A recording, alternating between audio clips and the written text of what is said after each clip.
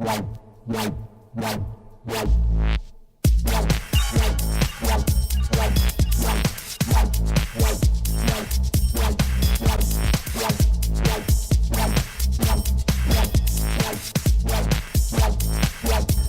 as promised, I found lots of chocolate here in Switzerland. I'm in Zurich at the Wallenweider chocolate shop, and Wallenweider Chocolates has been producing chocolate in Switzerland since 1943, so they know what they're doing. And did you know the Swiss consume the most chocolate out of anybody in the world? Each person eats an average of 25 pounds of chocolate every year. So I think in the past week alone, I've probably eaten 2 pounds of chocolate, and boy, does it go down smooth. Though maybe not quite as smooth as the moves of the people in this episode. I managed to track down a DJ and a b-boy who are moving to their own beat and showing others what hip-hop culture is really supposed to be about. I tried some scratching and some b-boy moves myself, but trust me, I'll stick to what I know, and in this case, that's chocolate. So I'm going to try and find the best thing to eat while you enjoy the show.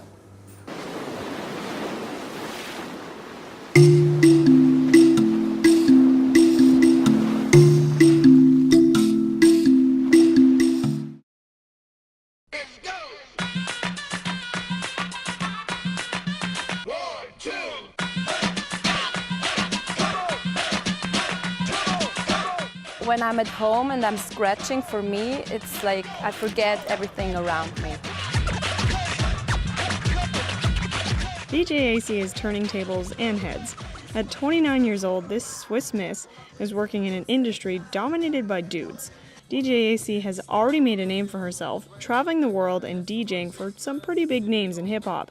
She's showing chicks like me that they can bring some funk to the table too. Okay. It sounds like a mouse. Scratch that. I'll leave it to the pro. Her real name is Astrid Meyer, and her dream is to use music to inspire and empower. I have a dream that hip-hop is getting back to where it was some years ago and not that commercial stuff it is today. It's a culture and it's something you live, and it has nothing to do with guns or money, naked women. My name is what? My name is DJ AC. I was into hip-hop since I was like 9 years old. Like I remember when I was sitting on my granny's sofa and listening to the German hip-hop group called Fantastische Vier. And yeah, that's my first thing I remember about hip-hop actually. For me, hip-hop helped me a lot. Like I had some really hard years in my life. My parents divorced when I was like 14 or 15. And after that, when I was 18, I moved out of my mother's house, and I had like no contact with her like for 2 years.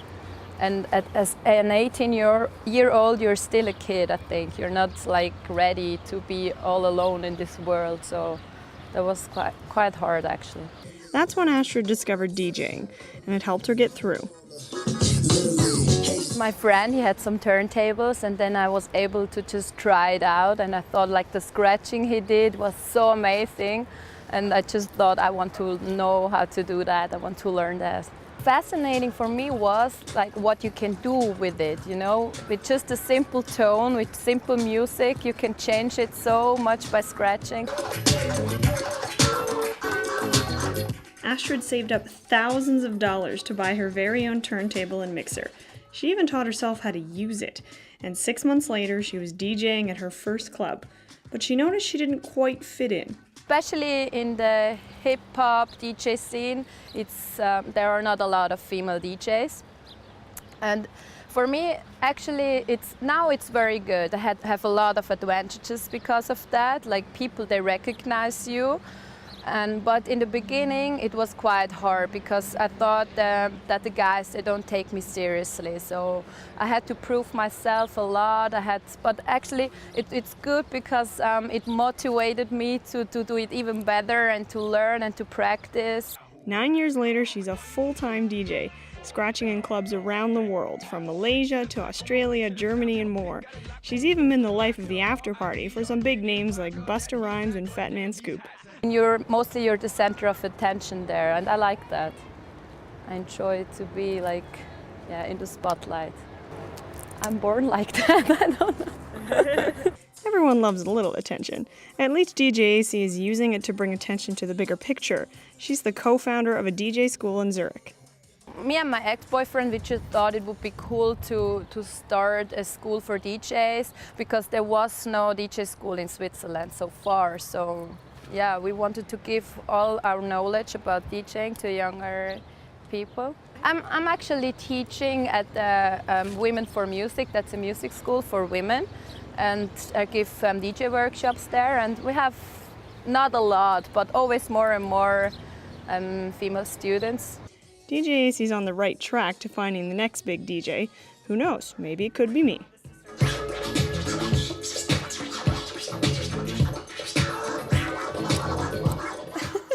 I'll admit it was a lot harder than I thought to try my hand at DJing, so I have a whole new respect for DJ AC. And though she helped me find a few beats, I still think I learned more from her story than her music. You have to follow your dreams and just do whatever you want and not listening to anybody who says something else.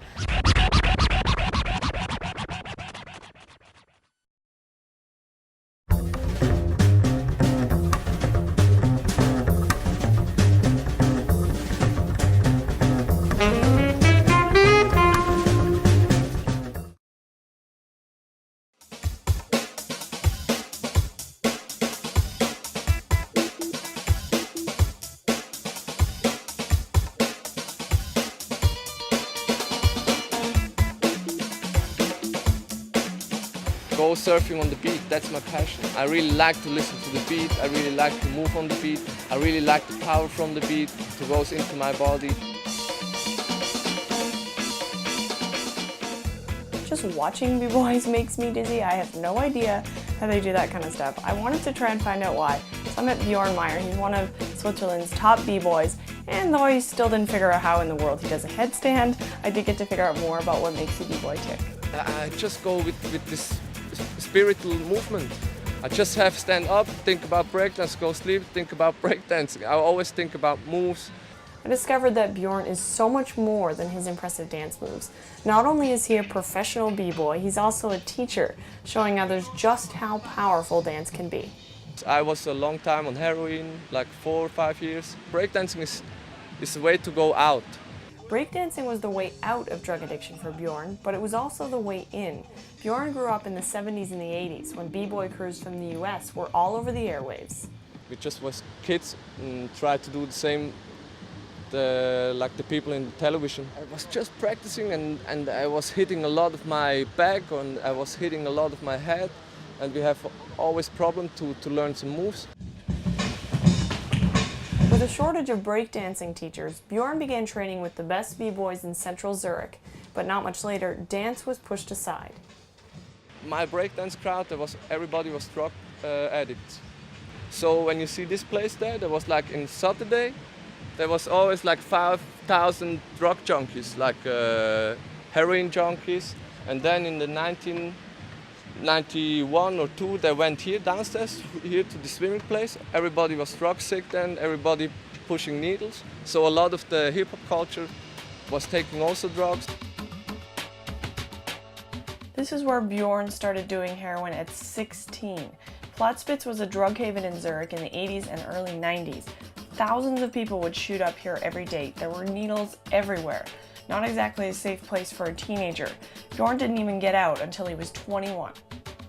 But it's not just the breakdancing, it's also when you want to have a good life, you don't want to take some drugs. For me it was good to be a junkie also one time in my life, it's no problem. Because I was a junkie, so I go now and I work with crime kids and can explain them, excuse me guys, I was a junkie, I do b-boying, I do this, please take care about yourself. Don't push another guy, don't steal a lot of things, don't take drugs, because it's a lot of problems for you. Schön, let's film, Mascot, let's film. Now you'll find b-boy Buzz doing social work. He holds classes in local prisons and schools, works with street kids and the disabled, all in an effort to promote breakdancing as a way to channel negative energy into something positive. It's nice when you can handle some strong, hard kids. It's nice to know I can handle these guys because I have the keys for these guys to change these people maybe a little bit. One of Bjorn's other goals is to change the way people see hip-hop culture, that it isn't about something you see in a music video. When you want to listen to hip hop and some guy want to tell you that he have some 20 bitches and these 20 bitches are working from him, that's a bad message. For me, it's just two words. It's like it's like hip plus hop. It is positive. The good thing is like you can do breakdancing and you don't have to go in a club. You don't have to go like to pay for your movement. You just need some music and do your stuff. He makes it sound and look so easy, but trust me, it is not. Oh my gosh. I dove in head first into breakdancing, literally. It usually takes years and a few bruises for b-boys to master this move.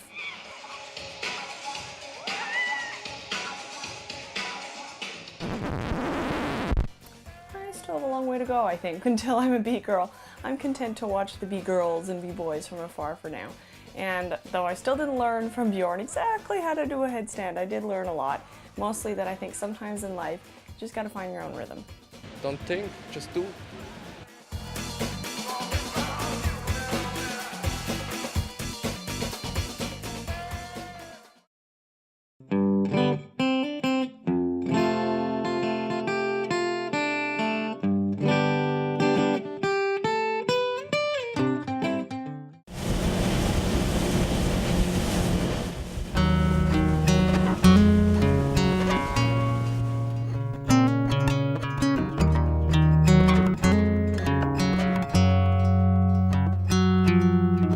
Soft rebel, creative coward, and full power in life. First of all, my daughter, Marie, she's 13. She has to get up at 6 o'clock, so of course me too, my wife too. So this is the first thing to get out of the bed. But for the rest, it's really the daily life who really wakes me up easily. And I love to get out and start the day. Mainly with sport at the beginning, if it's stand-up paddling or is it running with the dog, but mainly I have to move first when I wake up. My biggest challenge is to find the balance between everything, because it's so inspiring, the life with the family, of course, first of all, with yourself, with the business, with the foundation. So I try to find a balance every moment, every day, to be to make everything good in this environment. And it's also to challenge to inspire the world and make it a little bit better every day, even on a small scale. Being together with people would be my thing, no matter what it is, and to create environments where people just feel well, and creating a platform. That's really what I really want to do, and invite people just to join it. For me, it's really, the life is always moving. So it's an exchanging platform where people come and they go and be a part of it. And that's, I think, that's most inspiring, that nothing is static. It's always going farther. And I want to provoke this with a platform which I want to create together with my friends and family. And that really inspires me. I'm inspired by people, I'm inspired by everything. I love the quietness and the loneliness in the nature, where you really can reflect all what you achieved together with people and think about the future ideas. And it gives me so much power and calm once in a while. Really to have the power again to push ideas, go through it, to find people who have the same spirit, same ideas, and just do it.